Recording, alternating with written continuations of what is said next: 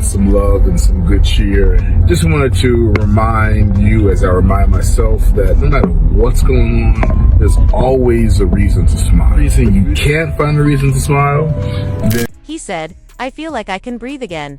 And just days later, he was gone, drowned, silenced, and erased. But was it an accident? Or something far more sinister? Before you scroll, you need to hear what really happened to Malcolm Jamal Warner. Because what they told you barely scratches the surface. A beloved actor found lifeless in a pool. No lifeguards, no screams, just silence. But when the autopsy came back poison, a voice message warned us, if something happens to me, it wasn't an accident. This isn't just a tragic death, it might be Hollywood's darkest cover-up. He went for a swim and never came back. What was found in his lungs shook the world. What was deleted from his phone may expose everything. This is not just about Malcolm Jamal Warner, it's about the silence that follows the truth. And today, that silence breaks. At first, everything seemed perfect. The sea was calm, the sun was shining, and the morning air felt fresh. But deep in the peaceful, blue waters of Costa Rica, something was not right. Something was quietly slipping away. A man, once loved by millions, was slowly drowning with no one there to hear him or help. It was Malcolm Jamal Warner, the man who brought smiles to living rooms across America, the boy who played Theo Huxtable on The Cosby Show. He was more than just an actor, he was a part of people's childhoods, a symbol of joy. But on that quiet day, there were no cameras, no cheers, only the sound of waves and the silence of a fight for life. He was swimming alone, moving gently with the rhythm of the waves, almost as if the ocean and he were having a quiet conversation. Onlookers say he seemed calm, even happy, taking in the moment, lost in the beauty of the sea. But then, in the blink of an eye, that peace was shattered. A sudden, forceful wave came crashing in and dragged him beneath the surface. He thrashed, he kicked, he shouted for help, but the ocean showed no mercy. That terrifying struggle did not last long. But it left behind a silence so heavy, it felt like the world itself was holding its breath. When rescuers finally pulled his body from the water, it was heartbreakingly clear he was already gone. There was no movement, no sound, only a haunting stillness. His face was calm, almost too calm, and his body had gone cold. Medical reports confirmed what many feared. His lungs were filled with seawater. That meant one devastating thing: he had been alive while it happened. He had tried to survive. He had fought to the very end. But help simply did not reach him in time. Now, as news spreads, grief is quickly turning into questions. Could someone have saved him if they had noticed sooner? Why was he alone? Was this really just an unfortunate accident, or is there something deeper that we are all missing? These doubts are echoing in the minds of fans, friends, and strangers alike. This is not just the story of a man lost to the SIT, is a painful reminder of how fragile life can be. In a matter of moments, joy turned to tragedy. A life once full of laughter and light disappeared beneath the waves, leaving only sorrow and unanswered questions behind. People are not only mourning the loss, they are searching for meaning in the silence that followed. And sometimes, it is that silence, the kind that lingers after the chaos, that speaks the loudest. This was not just about losing a man. It was the quiet ending of a voice that meant something to a generation, and perhaps the saddest moment of all: his mother, broken by grief, standing outside the hospital, whispering through tears, "My son, why didn't he come back?" It all happened on a sunny day. The sky was clear. Families were laughing. On the beach, the waves rolled gently onto the shore. Everything looked perfect, like a postcard. But just past the sunlight, something tragic was happening. A legend was slipping beneath the surface, and no one noticed. Malcolm Jamal Warner, a name that carried memories, warmth, and hope. Too many. He felt like family, someone they grew up watching, someone who made hard days easier. But on this day, none of that could help him. He had been swimming alone, possibly seeking peace or just enjoying nature. Some people said he looked happy, even smiling as the water touched him. But in just seconds, the calm turned cruel. A hidden current, strong and unforgiving, dragged him away from the shore. He tried with all his strength to fight back. One person on the beach said, "We heard a strange sound, a mix of a gasp and a cry. But by the time we realized it was someone in trouble, he was already disappearing." There were no lifeguards, no emergency team, just panic and confusion. People screamed. Some stood frozen. Someone finally called for help, but it was already too late. When they brought Malcolm's body out of the water, the sun had faded. Not just in the sky, but in everyone's hearts. His body was still, his face looked calm, like he had made peace in those final moments. But what the autopsy revealed made everything even harder to accept. His lungs were filled with more than 2 liters of seawater. That meant he had been fully awake while drowning. He was not unconscious. He was alive, gasping, and struggling. The sea slowly took his breath, and no one was there to stop it. Try to imagine that a man who once moved millions with his voice, now unable to call out as the ocean silenced him. There were signs of a desperate fight. His arms had scratches, possibly from trying to swim harder. His chest had bruises, likely from being slammed against rocks by powerful waves. One investigator said it looked like he fought until his body gave up, and then came something even more painful. Inside his beach bag, his phone was found. On it, in the drafts folder, was a half-written note. It said, "This place is beautiful. I feel at peace here, like something is lifting off me." Was that how he truly felt? Or was he sensing something? He could not explain. Why was he alone? He had arrived in Costa Rica just 3 days before. Friends said he wanted peace. He had turned down interviews, said no to a podcast offer, and told people he needed space. Some say he was battling quiet sadness. Others believed he was working on a Kumbaka documentary about mental health in the Black community. But now, all that is left are unanswered questions and a heartbreaking silence. When the news broke, fans were crushed. Social media flooded with disbelief. "Please say this is not true. This can't be real." One post went viral. "Malcolm, Jamal Warner drowned alone while the world looked away." People were not just grieving, they were angry. At the hospital, the mood was heavy. A nurse reportedly whispered, "Not him. Please, not him." And then, the moment that shattered everyone. His mother arrived. Her eyes swollen from crying. Her voice, barely there. She looked at the crowd of doctors and reporters, and softly asked, "Where is my son? Where's my shining star?" When she saw his body, she collapsed. Not with a scream. Not with rage. Just a soft cry that echoed through the hallway like a song of sorrow. He was just swimming. He loved the water. Why was no one there for him? That question haunted everyone. This was not just the loss of a celebrity. This was the loss of a soul that meant something. Malcolm was more than an actor. He was a bridge between generations. A child star who never lost his way. A man who handled fame without scandals. Who gave his heart to the world. And the ocean, that day, gave him no mercy. Police in Costa Rica called it an accident, but those close to Malcolm are not sure. Some want to know why the resort had no lifeguards. Why was he not warned about strong currents? Others are asking deeper questions. Because here's the dark part: sources now say Malcolm had been getting threats before his trip. Messages he never told the public about. One message said, "Disappear before we make you disappear." Was he running from something? Trying to escape? Could someone have followed him to Costa Rica? The mystery is growing, and with the autopsy confirming he fought to live, people are no longer buying the story of a simple accident. They want truth. They want justice. Because Malcolm Jamal Warner did not just vanish into the waves. He might have been pulled into something darker.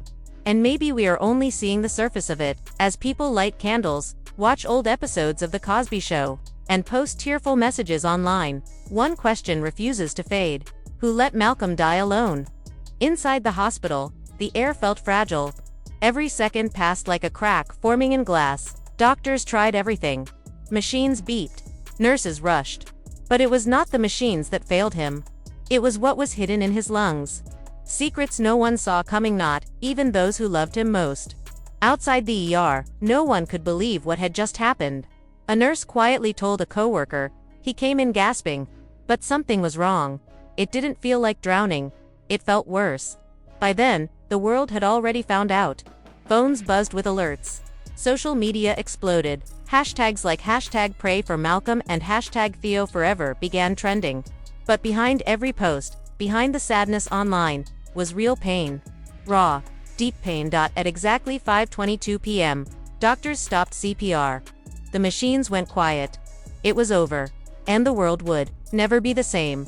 And just like that, at only 54 years old, Malcolm Jamal Warner was gone. But this was not the end of his story.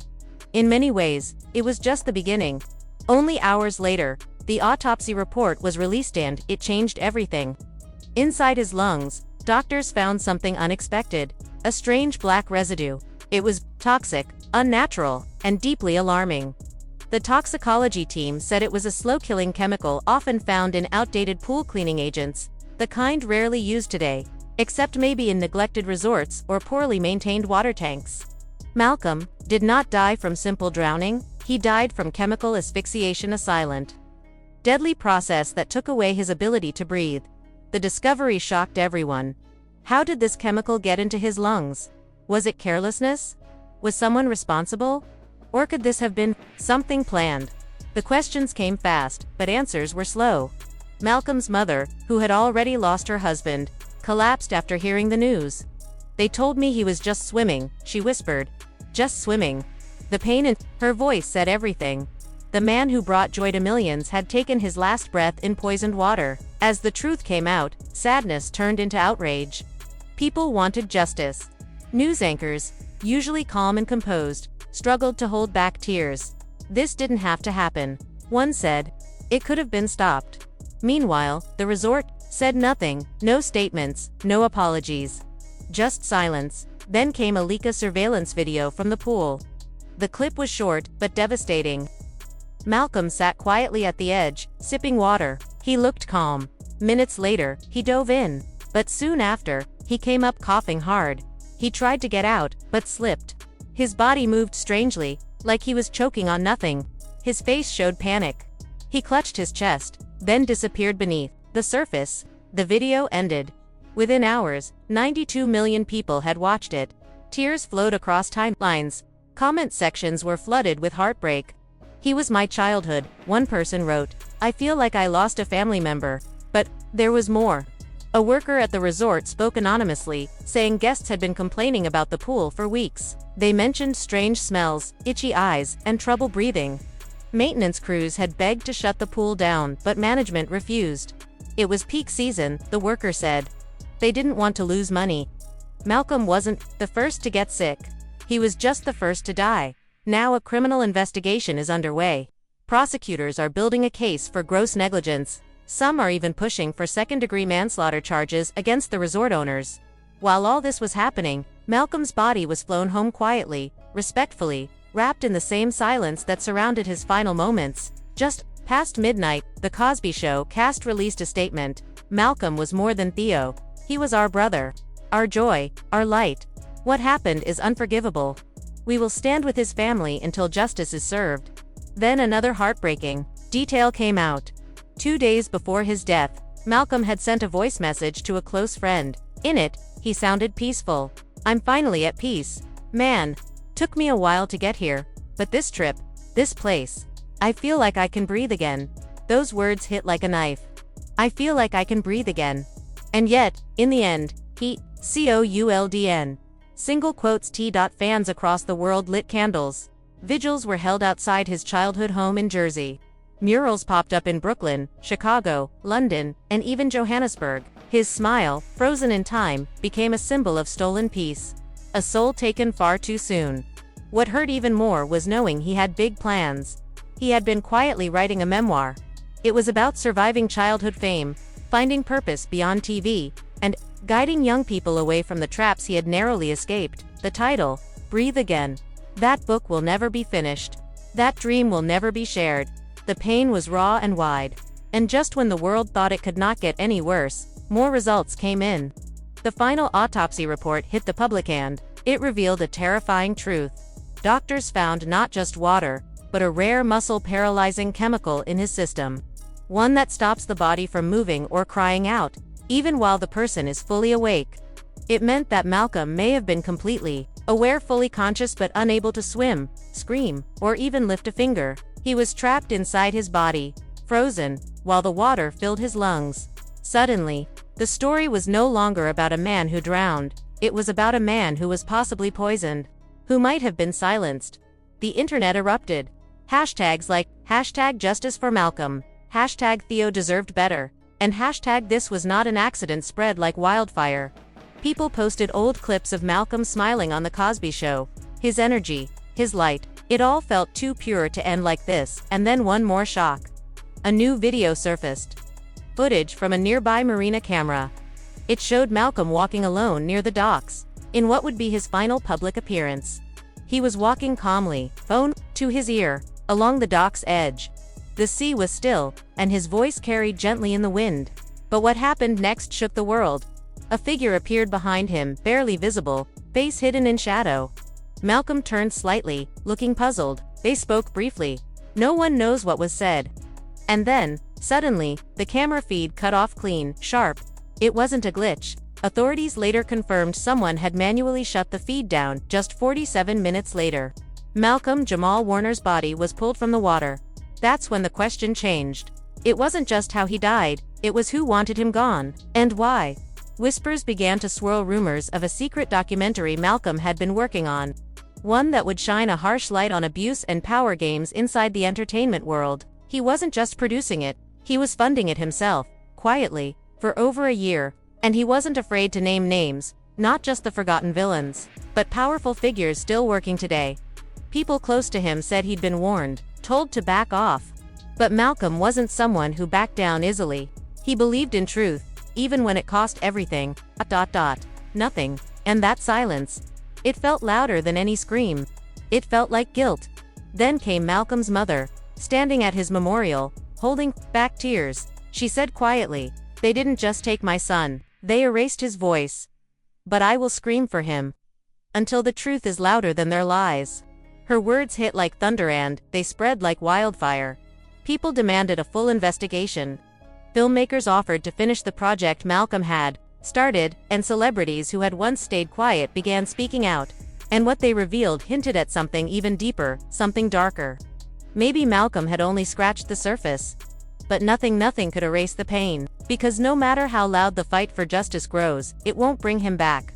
It won't undo the agony of his final moments, trapped in a body that wouldn't move, lungs filling with poison, helpless and unheard beneath the waves. It won't bring comfort to the millions who grew up with him, two fans who saw Theo Huxtable not just as a character, but as family.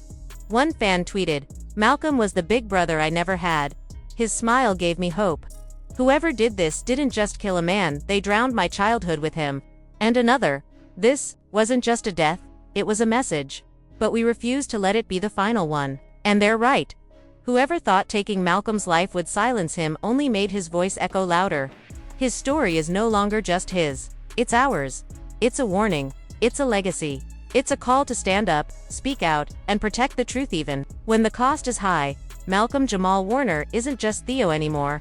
He's a symbol of courage, of justice, of the danger that comes with speaking truth in a world built on secrets. Rest in power, Malcolm. Your voice lives on. And finally, the world is listening. So now, we ask you to really look at this story. Was this just fate? A tragic mistake? Or was it something darker, something planned? This wasn't just the quiet death of a beloved actor. It was the unraveling of a soul who carried the weight of fame, silence, and truth far too long. As more details emerged, missed calls, wiped files, overlooked signs, it becomes heartbreakingly clear. This was not just a death. It was a slow erasure. A scream the world ignored.